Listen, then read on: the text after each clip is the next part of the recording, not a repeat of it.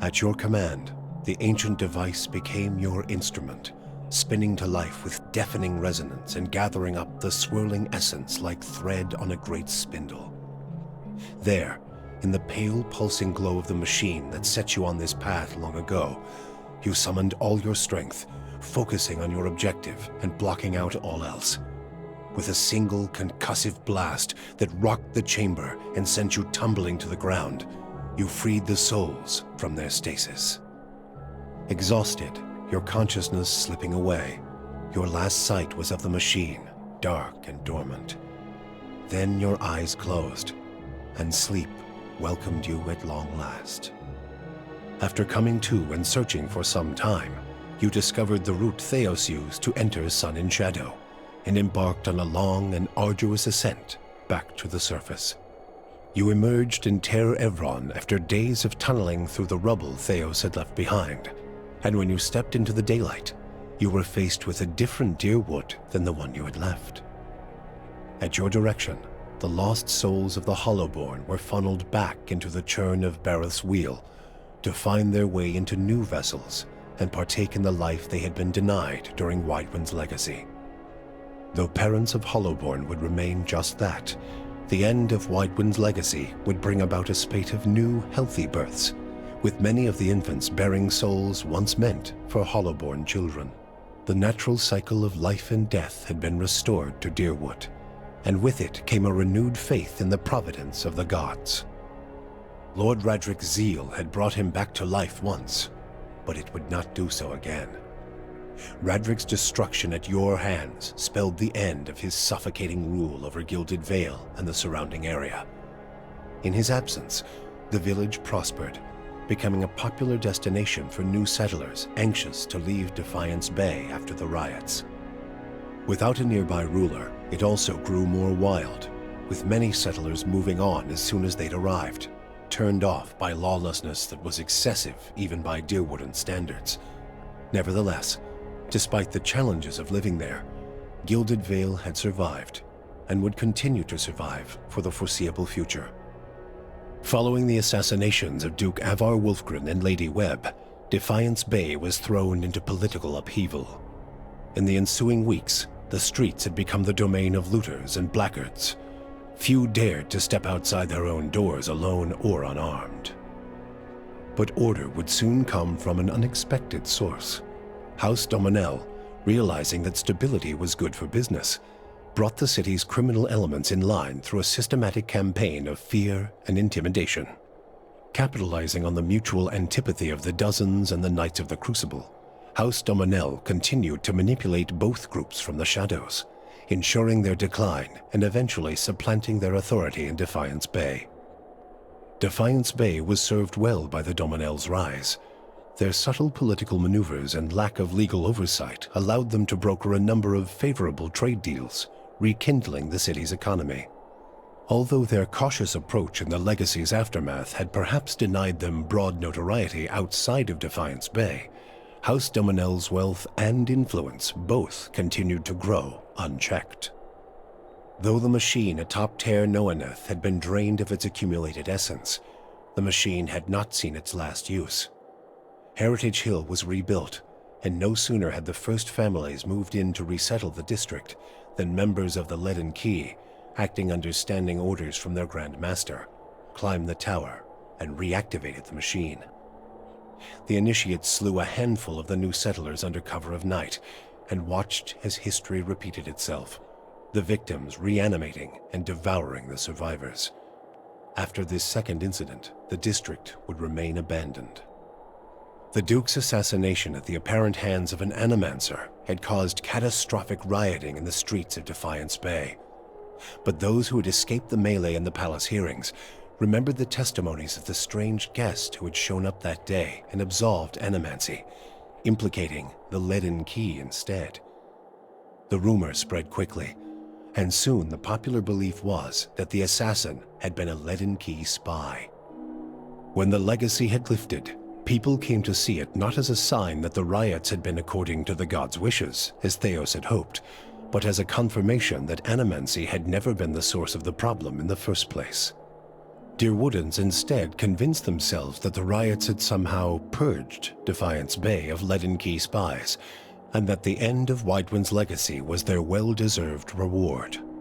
The rage against Animancers was quickly forgotten, and those who had survived were permitted to return to Brackenbury Sanitarium and rebuild it so they might resume their studies. In the town of Deerford, an underground cult dedicated to Scan insinuated itself into the town's institutions. It became a popular travel destination for the wealthy, who were actively courted by the town's leadership. But few who visited the town would ever return, as they soon found their fortunes plummeting and their reputations destroyed by their own kin. The destruction of the Eyeless and the permanent loss of Abidon's memory emboldened Andra. She considered the knowledge that Kith might have found, both of the origin of the gods and her part in concealing it, and vowed that such a calamity must never come to pass. She churned up a fury in her seas. Underwater mountains rose and fell, and the seabed was swallowed and spat out again by the great maws that divide the continents of Kith. Only a fraction of this chaos reached land, but it was enough to swell rivers and spread earthquakes throughout the Deerwood and Air Glanfath.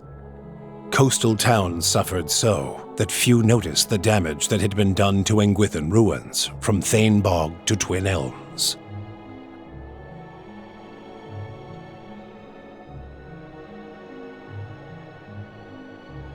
Thus, they sealed off the White Forge and abandoned their pursuit of Durgan steel. Durgan's battery became a trading post once more, and Stalwart thrived in its shadow. Stalwart's revival brought trappers, traders, and artisans from all over the Deerwood, and from Red Ceres too. Prosperity brought peace to the border region, as Deerwoodans and Red Serans alike left old quarrels behind. The Flames That Whisper clan found a cautious peace with Stalwart, particularly once the villagers heard of the aid the ogres had offered against the Eyeless. The clan moved back into the Russet Wood, and as Stalwart grew in prestige, the villagers formed a tighter alliance with their ogre neighbors. Within a generation, ogre traders visited Stalwart, and village hunters were welcome in the Russet Wood. Harmka's death had brought the Devil of Carrick little satisfaction. In time, her taste for vengeance soured. What replaced it was a hunger to feel something, anything, new. Summer had thinned the snowpack twice over when she felt the joint at her elbow first begin to stiffen. She turned her back on the hopes of animancy and civilization and walked east. She pushed through the mountains, past Red Ceres, and into the broad plains of Ishamiddle. She had forgotten what it was like to simply journey, no goal or destination in mind. Though she felt nothing more than the steady thump of her feet on the road, the endless horizons and grassy meadows were new to her. She measured her time in the gradual rusting of her body and was satisfied. Her movements slowed, but so did the world around her. Waist-high grasses undulated and tacked in the wind, as gradual as the tides. Sparrows and blackjays made steady pilgrimages across the sky, each flap of their wings a solemn salute. She could hardly move when she found something she had never seen before, the ocean. With the last of her strength, she pulled herself beneath the water, content at last to feel the movement of currents and the constant caress of the waves. Once Maneha had made peace with her memory, she decided the time had come to face her more recent past. For the first time in decades, she returned home to Rawatai, and she found that it had changed as much as she had. New districts had sprung up along the coast, while others withered into crumbling husks, and the streets had changed their course as surely as rivers. Her parents wept with joy at her return. They still ran the old spice shop, and in its many aromas and flavors, she found memories of the places she'd traveled and the people she'd known. She told her story, bottle by bottle, and began to build a life on the soil she knew best. The fortress of Cadnua emerged as a bastion of security in the midst of an untamed land, becoming the envy of every thane and earl in Deerwood. Legend grew over time of its impregnability, and stories of formidable invaders easily scattered by the keep's defenses became popular around the hearths of Deerwoodinians. Likewise, it also became a beacon to travelers, merchants, and visiting dignitaries alike. Reputed as the finest fortress in all Deerwood, people would journey from near and distant lands alike to experience its fabled hospitality and grandeur. After the death of the master below, a strange quiet fell over the endless paths of Ardnua. The attacks on the fortress above ceased, Ardnua's silent titan the closest remaining thing to a master in its musty, forgotten passages. Palagina had gone against the Duke's Bell's orders by inventing a new trade arrangement with the Anamenfath to accommodate the recovering Deerwooden market. With the Deerwood's people still weakened by Widewind's legacy, the Valian republics easily pushed their would-be competitors out of the market. For her outrageous insubordination and audacity, Palagina was banished from the republics. She traveled north in the Eastern Reach, avoiding Valian ports and entering the ranks of the kind wayfarers. Despite her bravery and dedication to those in her care, her strange appearance made her feel like an outsider wherever she went. With your business concluded, Haravius quietly took his leave and headed home to Thane Bog. The elders of the Fisher Crane had not warmed to Haravius in his absence, and when he arrived, he was denounced and scorned. Haravius spoke of his deeds and of his communion with Galawain, yet none would support his petition to return to the tribe. One by one, starting with the oldest, Haravius challenged each member of the council to single combat, humiliating the Riau in a series of savage duels. With half the council bloodied and shamed, the elders at last acknowledged Haravius' strength, announcing him a hunter of the Fisher Crane tribe. Upon being granted this title, Haravius calmly left the village and embarked again on his life of wandering. Adair chose not to return home to Gilded Vale. Still most comfortable far from cities, he settled in Deerford, which, like many towns in the Deerwood, was beginning the slow process of rebuilding. Believing now that it was the obligation of Kith to be the leaders their gods had not, Adair was soon named mayor of the town, and under his guidance, Deerford soon began to prosper. He expelled the last of the Scanites from the area and drew new settlers with the offer of land, a trick he had learned from someone he otherwise preferred to forget. With each passing day, Deerford would come to more closely resemble the Gilded Vale of Adair's childhood, the one worthy of its name. When the dust settled in sun and shadow, Aloth looked upon the remains of Theos Ixarchanon, his former master. He saw where the Grand Master had gone wrong and what would be required to undo the harm Theos had wrought. With a flick of his wrist, he burned Theos's robe, headdress, and every other symbol of the man's power. Never again, he vowed, should Kith live in fear and blind obedience to an authority they did not understand. Armed with the knowledge and courage he had gained on his journeys with the Watcher, he set out on the long and lonely task of dismantling the Leaden Key. With the Watcher's goals accomplished and his own vows fulfilled, Kanarua sailed back to Tekoa. His friends and family found him much changed, for a pall had fallen upon the man, smothering his former enthusiasm. Called before the Lore College, Kana told them of the pain the Engwithan legacy brought to the lands abroad. He insisted that a search for answers abroad could only fragment the Rawatai people, as it had done to the Deerwood. His findings were met with much respect, and Kanarua's voice came to be considered an influential one in the growing move towards Rawatai's isolation.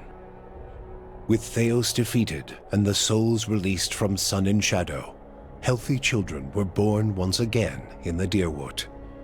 The grieving mother sought a place where she might do penance for the birthing bell. She returned to Deerford, where, to the astonishment of the villagers, she delivered the first healthy child in over a decade. She remained there, and with each new birth, she saw a measure of hope restored to the Deerwood and a measure of grace for her own troubled past. Durrance used Magrin's strength only until Theos had been cast from the world, and then swore off her influence entirely. Regret came to weigh heavily on his mind, and a man who had never previously lacked for words or opinions came to embrace silence and contemplation. He continued to wander, penniless and destitute, searching now not for the reason for his goddess's silence, but for a mechanism for revenge.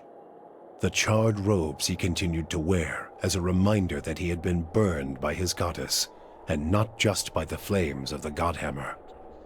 In her 4-month journey back to Nositoc, Sagani found that the landscape she traveled had become strangely colorless, the food bland and unsatisfying.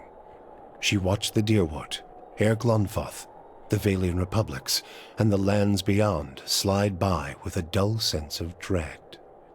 She returned home to great celebration, yet the words of joy and congratulations rang hollow to her.